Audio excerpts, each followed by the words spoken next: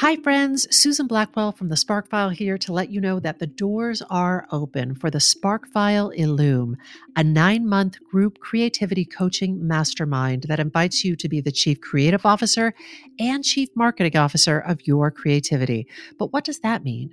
That means in 9 months in Illume, you will clarify and advance your big creative goals and learn how to effectively share your work with the world. Now, if you're listening to this and you're an experienced creative or an accomplished professional who seeks a space where it is safe to attempt something you've never tried before, or complete a big creative project, or take your work to the next level and acquire the skills needed to share your creative work with the world, Illume might be right for you.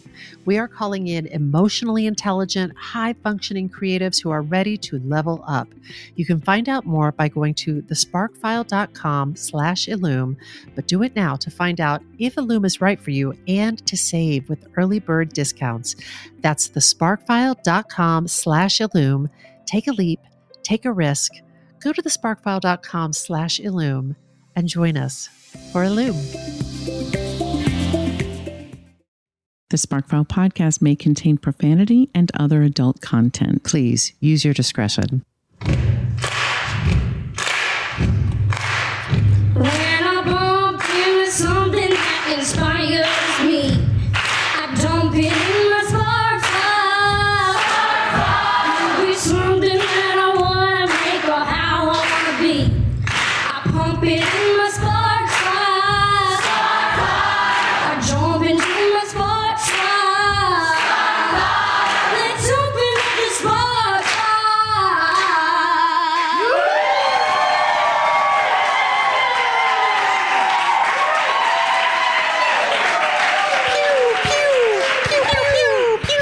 Welcome to the Spark File, your one-stop K-Tel's greatest hits for creative inspiration. I'm Laura Cammy. And I'm Susan Blackwell. If you're joining us for the first time, welcome. You may be asking yourself, what exactly is a Spark File? Where do I get one? What do I file in it? These are good questions, and we actually do have answers. We do. A Spark File is a place where you consistently collect all your inspirations and fascinations. And if you're like us and you're making stuff all the time, or you want to be making stuff all the time, you know that sometimes the wellspring of inspiration can run a little dry. That is why we're here to refill it. Yes, we're on the lookout for fresh ideas, images, and inspiration that spark our creativity and pique our curiosity, things that inspire us to get up off of our asses and make things like this very podcast. Mm-hmm. Or a company that trains people to be themselves and be heard. Or a musical written and performed in real time before a live audience. Or an entire orchestra of sounds with just your mouth and a mic. Or a chosen family of kind, crazy, talented collaborators. On today's Makersode, we're going to talk with some folks who truly spark us. And those folks are Anthony Two Touch Veneziale and Chris Shockwave Sullivan from Broadway's Freestyle Love Supreme. Gentlemen, welcome to The Spark File.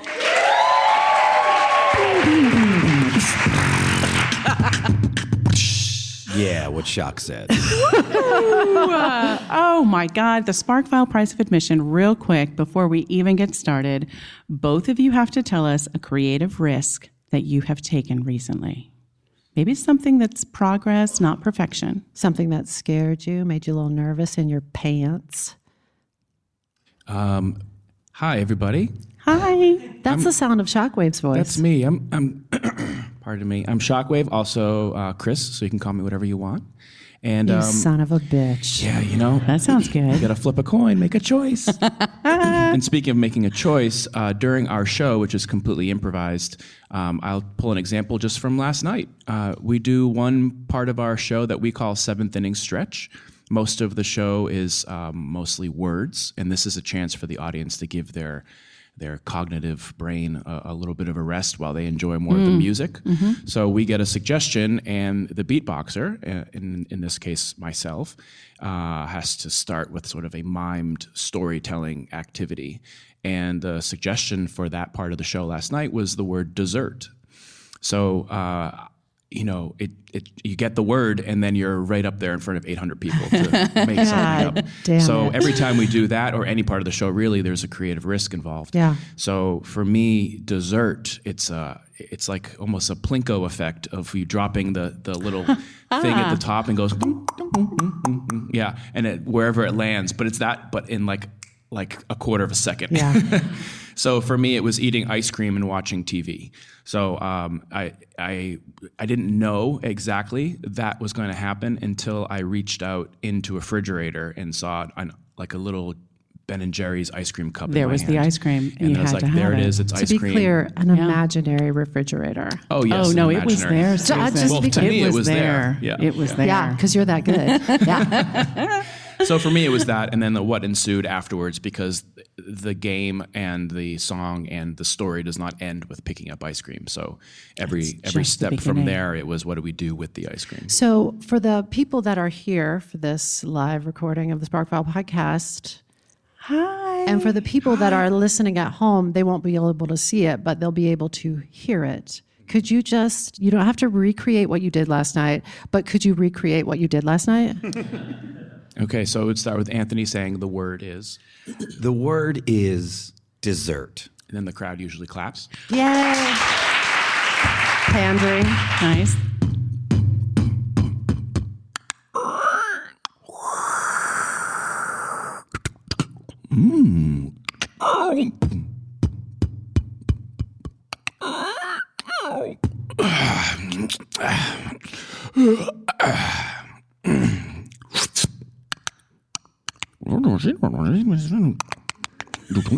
Previously and then we move on. But you see, there's the power to like create how big those doors are, or the cabinet, or the sound of inside a refrigerator, which makes a sound. So you have to sort of illustrate those things, because just moving your hand doesn't always tell that it's a refrigerator. It could be a closet. But it's always a risk. You're saying like the Plinko effect, and then boom, whatever you go with, you go with. Yeah, and it's now- a time constraint as well, because I can't take forever to write a first draft, a second draft, a third draft. It's just the draft. That's right. Happening in the moment. I feel like you're earning your price of admission like once every 10 seconds in that show. You know what I mean? Where the rest of us might be like, oh, last week I wrote a little something. And you're like, I did that. Yeah, it's more like 20 once every times. 1/10 of a second. Anthony, what can you got give for us your price of admission? So my family was visiting in town from San Francisco, where I normally live, and I've been away from them for 5 months doing the run of this show. And I have 2 daughters. One is 9 and the other is 6. The oldest is named Jet. The youngest is named Osi. And my amazing, beautiful partner, Caricia, was also here, and they, had a short amount of time together. And that time is unbelievably precious. So I try to plan out things while they were here to just get them familiar with the city, but then also to just have a great time. So I planned a scavenger hunt on the 27th of December, and I knew it was a risk because my daughters love staying inside. So one of their most favorite things to do is to chill out in their pajamas all day. We're a very active family. Great. Yeah. And More so, cerebral. yeah, right. And when it's like time to take a vacation, like they just check out. They're amazing. They're really great at it. And I was like, I'm going to do this scavenger hunt. I'm going to take a little bit of a risk because I want my children to have a good time and also get a little exercise. So I drew up these little cards. And there were 6 different spots in the city that would get us basically from where we were staying around Hudson Yards all the way up to the American Museum of Natural History. And so I drew these little images, and there were little riddles on them. And the first place we were getting out the door around noon. So I was like, it's probably best if we go and grab a little lunch. And so my youngest daughter is a huge pizza fan, and so I'd sort of gotten a place that was like, this is going to be this. A lot of people say it's the best slice in New York. It's called New York Pizza Suprema. which is perfect because it's Freestyle Love Supreme. So that was the hint I gave them. And so they figured it out after like coordinating on maps, and they have to do these things that are called sister collaboration points and all this kind of stuff in our house. I know it's pretty dense. And we get to the pizza place. I'm like, yeah, my daughter's going to get a slice of pizza. She loves pizza. She hated the pizza. She was like, this is not my style. Tough crowd.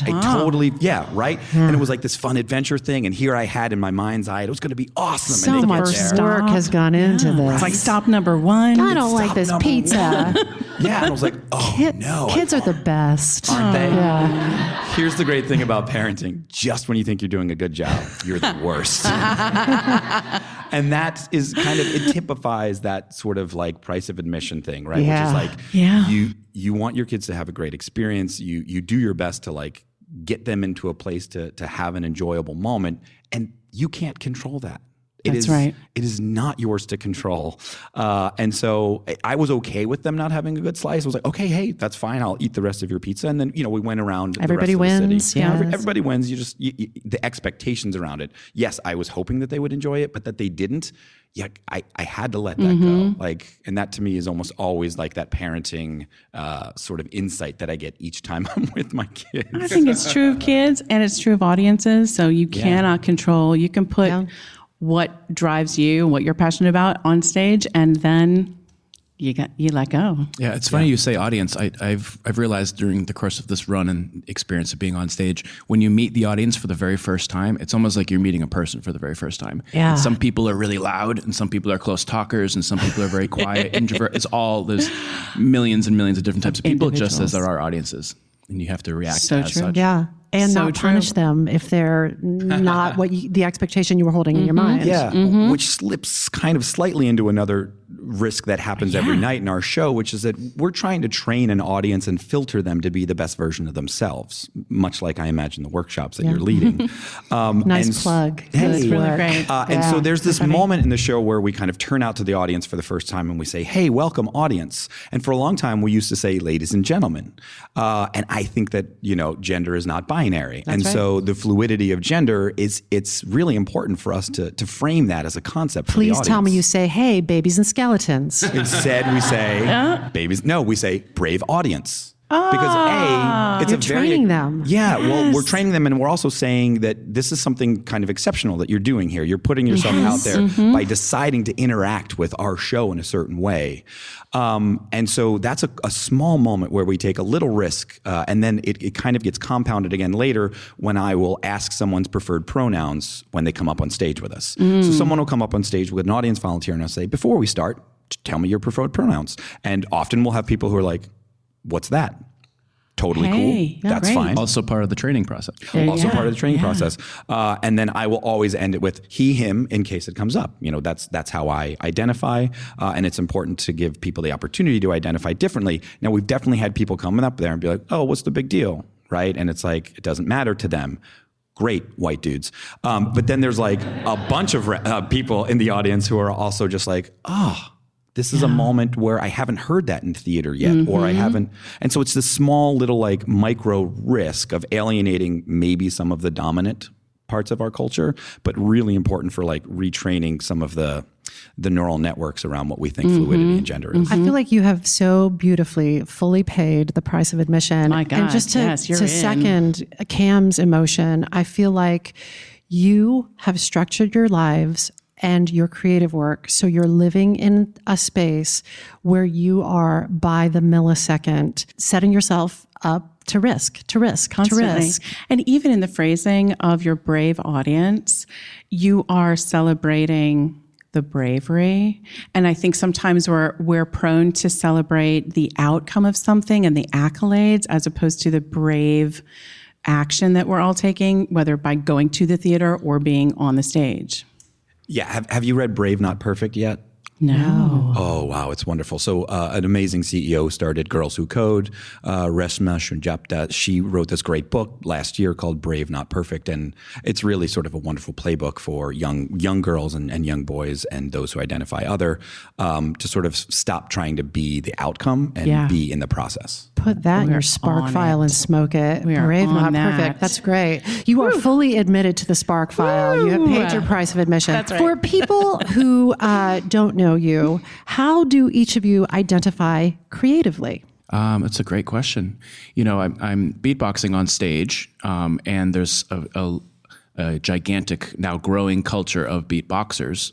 It started in New York, and it's grown. It's kind of leaped the pond, and it's really big in Europe. And there's all this culture wars within that. Not because of that, but alongside that, I don't necessarily identify myself as a beatboxer. It's more like a performer or artist, or I love the word maker that you both use. So for me, I'm also a percussionist. I will say vocal percussionist to perhaps somebody who might not know what beatboxing is, to just bring it closer to home. So musician, performer, artist, maker are usually the words I'll use. Excellent. If you use beatboxer, just out of curiosity, or vocal percussionist, are you aware that then their next question is going to be like, I'll be like, I'm not a monkey, you can't pull my string, Get ready, because I'm about to pull your string, well, monkey. it's different, here we're in context. So and it's you a got lot consent, different. Susan, to pull the string. You have my consent to pull my string. Pull the strings. What about you, Anthony? How do you identify creatively? It's a really good question. I feel like these are big questions just because you are multi-passionate people, do a lot of things. I also try to always hear the question that I want to answer instead of the question that was asked. So I don't necessarily hear media training. How do you Training identify right yourself? there. I hear, what are you working on now that you're passionate about? And so I generally will answer that question with, oh gosh, well, this morning I made breakfast for my daughters, and one of them loved it. Scavenger hunt. Did not go Yeah, great. exactly. And the other one wanted to punch me in the face. And then I dropped them off at school. And then I went in, and I have this company, and we try to help people find their authentic voice using improv skills. But more importantly, I try to be present in the moment in which I find myself in. Mm-hmm. Fair enough. Are you ever like, and we're mighty, mighty Broadway stars in a musical called Freestyle of Supreme? That's still not real. And Anthony and I were talking about this right before the podcast, that it's not real to us as individuals and to the spirit of the group. Like, we didn't begin 16 years ago and say, we're going to make it to Broadway someday. Right. It Who was like, audacious enough as an improviser to think that they would be on Broadway? This is not a path that improv travels. How has it been for you then, first realizing okay, whether or not this was your intent, here you are? Well, one thing I can say is that being at the Booth Theater is the best well-oiled machine that we've ever performed. What a jewel in box. and with. Yeah. The theater is amazing. The staff is embracing and wonderful. And the group, whether it's the original core cast or newer members or new members who are actually old members are on stage, we've arranged the show as such that the lineup is always different. The arrangement of characters on stage is always different. There's always a special guest. So you never know what you're going to get. And that's the basics of our group. So all of the comforts are there. It just happens to be on Broadway. I remember when I was teaching somewhere, I was teaching at a college, and we were doing sort of a Q&A at some point, and this lovely student stood up and said, now that you've made it to Broadway, what's left for you? And I was like, You're done. you're great. I love you. But I was like, the goal was never to go to Broadway. The goal was to make work that I loved with people that I loved. Word. And like the goal of heading east, there's always more east you can go. There's always more work you love you can make with people that you love. So it's sort of like Broadway was never the goal. It was to make work that I loved with people I loved. Yeah, and it's a strange thing, but Broadway is for most people a very aspirational place to get, and they see it as a landing spot, right? It is like when I get to Broadway, and then you get to Broadway, and you're like, when I get to Super Broadway, there's no such thing. Yeah, right. So it's that trick that our brains like to play on ourselves. The acquisitional mind. When I get to this, I'll be happy. Right. The problem-solving part of our brain, which is like, well, if I get to X, then it means I will have achieved Y. When actually, when you get to Broadway, it means you got to Broadway. Yeah. It doesn't mean you're happy. It doesn't mean you're wealthy. It just means you got to Broadway, which is an accomplishment. Right. I'm super proud of you. I mean, but I was proud of you before too. That's right. And not that it matters what I think. With that said, we'd be remiss to say that it's not an unbelievably fortunate experience. Amazing. Yes. Like we are the luckiest. Yeah. We are kind of rewriting the rules of improv as we go as well, which is that this can be seen a bit as a commercial entity now. That's right. That's blazing trails. Investing in improv to go to Broadway might be something that happens more in the future now because of this. That is, that feels It's unreal. a game changer for a lot of people. Yeah, that's some legacy shit. That's good. When we had your friend Lin-Manuel, he was telling us he's telling about the effect of the show on his nervous system, and let's say the crowded line around the bathroom before the show. It's a line of two. It's him and Utkarsh. That's right. He did name names. Tell us more. It was not a blind item. Tell us That's true. what this is like backstage for you guys. Just prepping for the show, because you're like change on top of change. Yeah, how do you prepare your mind for this? Not only is it improv in the moment, but sounds like you're changing who you're doing it with, like who's the lineup, Every what order. show. Everything is changing, except your location. Yeah, it depends who you ask in the group, and it depends anybody out there how they prepare for being on stage and prepare for what your nerves do and how your brain works. And for me, personally, getting ready with the group, which we can explain the process of it. For me, it's about the group more than about for me. I'm kind of the mindset, okay, who's in the show? This is the order, great. And I could just get on stage with very minimal, just a little, get the lips a little bit warm, and then boom, that's what it is. We have generally a 15-minute process of everybody comes down to the green room, we get into a circle, we do some kind of just warm up where we do, whether it's a sound bomb or everybody closes their eyes and we try to count as high as we can go without stepping on each other's toes. Just something to kind of bring the vibe of the room together. And then we'll drop a beat and kick some words around. And the words are from previous shows, and we have some fun. Can I ask you about your personal process then? Do you feel fear? Do you feel like I'm going to shit my pants, or have you learned to manage that in some way? And if so, can you tell us the secret? Oh wow, there's a lot of pages to that book, I think. Please write it. I mean, genuinely, please write it. That's my pen. Yeah. Sound like a pencil. Yeah. Oh yeah, it was a pencil. It was one of those like judgy bitch. No, he was right. It's like if it's an automatic pencil, it's absolutely kind of a pencil. Yeah. The larger audience there is, I've found for myself, and I've witnessed it in others. The larger the audience, the kind of the easier it is, because you're just looking out on an ocean. Yeah. If it's a smaller room and maybe the people in the room, that affects the change. I don't know many or if anybody in this room right now. It's easier to do, but it's a smaller room. But if like my mom was there, then I'd be conscious that my mom is here and I want to mention her somehow in this answer. Yeah. I've which noticed, you just did, which was kind of cool. Yeah. Hey, mom. Now I have to send it to her. Great. Oh, great. Yeah. I've witnessed a lot of stand-up comedians who stutter in regular life with kind of one-on-one interactions, and when they perform in front of a sea of people, the stuttering goes away. Wow. There's something amazing in that, and probably in some of our brain study friends, we could find out a little bit more about how that works. But there's something about nerves and something about preparation that happens with the size of audience. And then my personal set of nerves, it's kind of like doing this group for so long.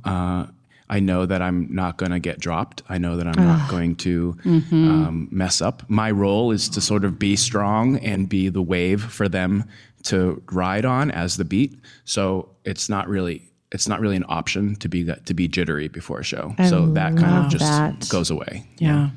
I'm fascinated by this question. And this is something that at Speechless and even at Freestyle of Supreme Academy, we really explore and investigate and are doing research around.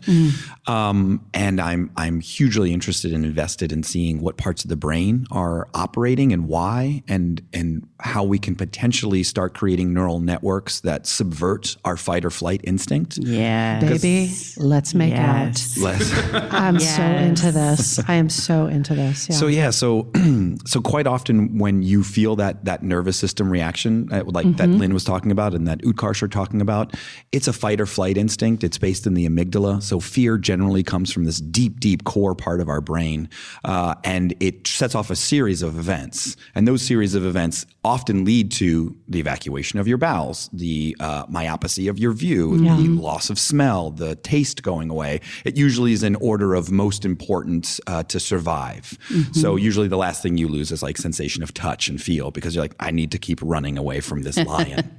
I'm going to need these limbs. I need these limbs. And they're often associated, from what we've been finding out and also from some amazing research and studies that are out there, that these are things that are baked into our brains. These are reptilian parts of our brains that have been so sort of inherent in the structure of the way our brain works that you really have to work very, very hard at creating a process that once you get it in place, it subverts those initial stages of fight or flight. And We've been strategizing about this for the last day and a half and talking about some of the tools that we can have in our toolkit so that when you're taking a creative risk and when you start to feel a visceral response in your body, you have a way to make a different neural choice. Do you have any thoughts you'd like to share with us to add to our toolkit? I'll start with a story, which is I was asked to do a podcast by some dear friends. And when you think of a podcast, you're like, oh yeah, we're going to be in a small little room. It'll just be us. And then I arrived at said place and there was an audience. That's weird. That's crazy. That story is about today. We had no idea that all of you would be here right now. And so there's a moment when I walked in and I saw chairs. I was like, oh, there won't be anybody sitting in it. We're just here for the recording. And then bodies started coming in. And yes, I started getting a bit of a fight or flight. It generally starts in shallow breathing and it's your vagus nerve. So this is a part of your brain that's connected to your pulmonary system that says you need to start oxygenating your blood in a different way to be ready to get the hell out of here. So one way that I start subverting that is to do a very specific inhale of 4 and exhale of 6 or 8 so that my exhale is longer than my inhale, which then resets the vagus nerve. And it says, don't worry, heart, everything's going to be fine. So that's step one generally for me, is doing those inhales and exhales. And then I start doing some of the routine that I've associated now for so long with performing improv, which is trying to avail myself to the moment and be present. And I don't know, maybe some of you even saw me doing it when I sat down here. I turned to Shockwave and I did something called lion mouse, which helps to stretch out your face and get a little bit more blood flow to your face. But more importantly for me, I've created really strong synaptic connections that are a bunch of preferred pathways that start leading me to the part of my brain that says, I'm about to perform. You got this. It's going to be just fine. So I start triggering more healthy pathways in my brain that have existed now for years because of this process I've created. Amazing. First of all, I just want to apologize for being an asshole and not putting it's a live podcast. Just one word can make all the difference. Or go back and reread your email. You're the asshole. I don't know. No, you did say live. Wrote live podcast. So we've done a bunch of podcasting before. That generally just means we're in the same room together. Or it's streaming. Or it's streaming live. So a live with an audience might be the rejoinder that goes with live. I'm going to get a time machine and I'm going to rethink all of that. No, this is but great. in the meantime, I mean, this has been okay, right? We haven't been, terrible. We're good. We're doing good. They're like, boo. Tacit. I love this. I just love those exercises, and I think I want to say for our workshop participants, whether or not you're a performer, it sounds like you can create those exercises that will rework those pathways, that calm you down, whether it's like, it's time for me to write or it's time for me to sing a song, sit down at the keyboard, whatever, it is, your craft is. Yeah. You can. And Laura, I posit that we're all performers. Oh, You know, like posit that. It's just kind of what you call it. Yeah. But there's Yes. almost always a moment in every day. performative. when it's go time. That something needs to kind of change, or an attenuation needs to be recalibrated. I love that. And I imagine this probably goes to things beyond performing as well. Yeah. You know, if you're going to sit down and read a book and you have trouble reading without falling asleep, maybe if there's patterns that you do beforehand that tells your brain that you're about to go into this process. Yeah. The thing I also want to underscore is that these are two very seasoned performers, live performers, and Streaming even. and streaming, and you and with an audience. started to see people flow in, and it gave you a feeling in your body.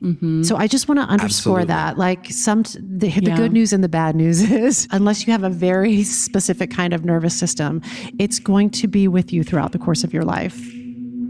When I bump into something that inspires me, I dump it in my spark file. Could be something that I wanna make or how I wanna be. I pump it in my spark file. I jump into my spark file. Let's open up the spark file. That was part 1 of our interview with Freestyle Love Supreme. Part 2 will be available next week. Unless you're in the future, then it's available now. So go on, give it a listen, and find out what's sparking Freestyle Love Supreme these days. Hey, we want to thank our live hype man, Jack D'Amelio, and everyone at Mark Fisher Fitness. Mark Fisher, Michael Keeler, Andrew Cole, the amazing Denise Stumper, and special thanks to the attendees of the Sparkfile New Year 2020 Creativity Workshop and Live Podcast. You are truly a bonfire of sparks. Hi, friends. Susan Blackwell from the Sparkfile here to let you know that the doors are open for the Sparkfile Illume, a 9-month group creativity coaching mastermind that invites you to be the Chief Creative Officer and Chief Marketing Officer of your creativity. But what does that mean?